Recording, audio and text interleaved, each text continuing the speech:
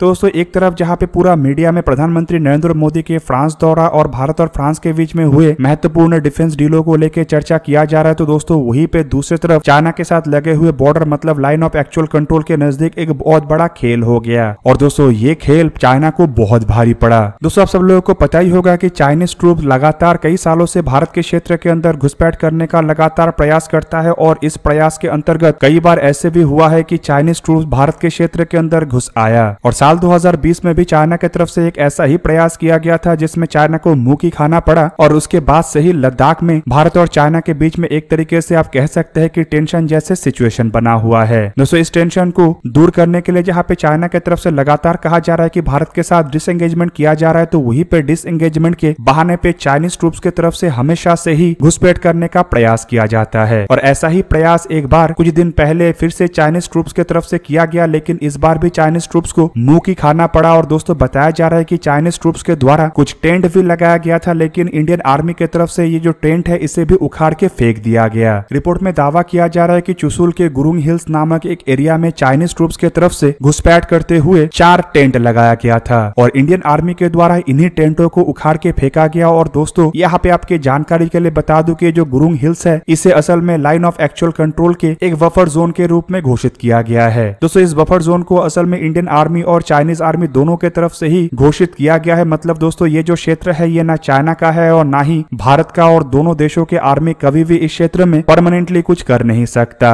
पर दोस्तों चाइना के फितरत के अंतर्गत चाइना इन सभी बातों को दरकिनार करते हुए यहाँ पे टेंट लगाने का प्रयास किया था और दोस्तों चाइना के इस प्रयास को ही भारत के द्वारा धराशायी किया गया। रिपोर्ट में बताया जा रहा है कि इस क्षेत्र में चाइनीज ट्रूप्स की तरफ से जब टेंट लगाया जा रहा था तब कुछ लोकल लोगों के द्वारा इसे देखा गया और उसके बाद लोकल लोगों के तरफ से इंडियन आर्मी को इसके बारे में जानकारी दिया गया। जानकारी मिलते ही तुरंत इंडियन आर्मी की तरफ से इसे लेके रिएक्ट किया गया और इस एरिया में जाके चाइनीज ट्रूप्स को इस एरिया से निकल जाने के लिए मजबूर किया गया और आखिरकार इन टेंटों को भी उखाड़ फेंका गया। इवन दोस्तों इसके बाद लोकल काउंसलर के तरफ से भी एक बयान देते हुए बताया गया है कि ये जो 4 टेंट चाइनीज ट्रूप्स की तरफ से लगाने का प्रयास किया गया था इसे डिसमेंटल कर दिया गया है और इस घटना के दरमियान किसी भी तरीके का कोई भी झड़प नहीं हुआ है। और लोकल लोगों की तरफ से भी पुष्टि किया गया है कि यहाँ पे जो टेंट बनाने का प्रयास चाइना के द्वारा किया जा रहा था वो समाप्त हो गया है। अब दोस्तों चाइना का ये चिराचरित हरकत है और हमेशा से ही चाइना ऐसा ही करता है, बफर जोन के अंदर घुसपैठ करके सबसे पहले टेंट लगाता है और उसके बाद इसे अपना क्षेत्र के रूप में दावा करता है। और दोस्तों चाइनीज आर्मी इसी तरीके का ही इस्तेमाल करके अन्य देशों के क्षेत्र के अंदर धीरे धीरे करके घुसपैठ करता है और फिर परमानेंट स्ट्रक्चर बना के उसे परमानेंट कब्जा करने का प्रयास करता है। अब दोस्तों 62 की लड़ाई को अगर देखा जाए तो ये भी असल में चाइना के ऐसे ही इलीगल कंस्ट्रक्शन के कारण ही शुरू हुआ था। और दोस्तों तब चाइना के द्वारा तिब्बत तक पहुंचने के लिए अक्षय चीन के ऊपर से मतलब भारत के क्षेत्र के ऊपर से रोड कंस्ट्रक्ट किया गया और रोड कंस्ट्रक्शन समाप्त होने के बाद ही इसके बारे में इंडियन अथॉरिटी को पता चला और दोस्तों रोड कंस्ट्रक्शन के बाद चाइना की तरफ से अक्षय चीन के ऊपर ही दावा कर दिया गया। इवन दोस्तों चाइना अक्षय चीन नहीं बल्कि भारत के और भी कई सारे क्षेत्र के ऊपर दावा करता है, जिनमें संपूर्ण लद्दाख से शुरू करके अरुणाचल प्रदेश, सिक्किम से शुरू करके हिमाचल तक क्षेत्र है। और दोस्तों अगर चाइना का बस चले तो ये दक्षिण भारत के क्षेत्र को भी दावा कर ले और बस चले तो ये किस दिन अफ्रीका, अमेरिका और यूरोप को भी चाइना के क्षेत्र घोषित कर दे। अब दोस्तों चाइना का जो जमीन का भूख है ये तो अब ढका छुपा नहीं है और पूरा दुनिया में चाइना इसके लिए बदनाम है। और चाइना लगभग अपने सभी पड़ोसी के साथ जहाँ पे बॉर्डर डिस्प्यूट रखता है तो वहीं पे ऐसे देशों के साथ भी बॉर्डर डिस्प्यूट रखता है जिसका बॉर्डर चाइना के साथ मिलता ही नहीं। और दोस्तों आज ये चाइना के जमीन के भूख के कारण चाइना कई सारे इंडिपेंडेंट देशों को निगल चुका है, जिनमें तिब्बत से शुरू करके मंगोलिया का हिस्सा, इवन शिंगजियान से शुरू करके मंचूरिया और हांगकांग भी शामिल है। और चाइना अब संपूर्ण ताइवान को भी हथियाना चाहता है। पर दोस्तों चाइना के लिए सबसे बड़ा मुश्किल है भारत के बॉर्डर, जहाँ पे भारत के खिलाफ चाइना मंसूबा तो बांधता है लेकिन किसी भी वक्त मंसूबे में सफल नहीं हो पाता है। और दोस्तों 1962 के बाद भारत के तरफ से अपने तैयारी को साल 2020 के दरमियान काफी मजबूत किया गया। और दोस्तों 1962 का तो जिक्र चाइना की तरफ से किया जाता है लेकिन चाइना कभी भी 1967 का जिक्र नहीं करता है, जब चाइना को मार पड़ा था और चाइना के कई सारे ट्रूप्स इंडियन आर्मी के हाथों मारे भी गए थे। दोस्तों आप लोगों को क्या लगता है कि चाइना की तरफ से भारत के क्षेत्र में अंदर घुस के टेंट लगाने का प्रयास क्यों किया गया था? और दोस्तों इस प्रयास के अंतर्गत चाइना क्या साबित करना चाहता है? कमेंट करके अवश्य बताइए। दोस्तों आज के इस वीडियो को यही पे ही करते समाप्त। किसी और एक दिन किसी और एक वीडियो में मिलेंगे, तब तक के लिए जय हिंद, वंदे मातरम।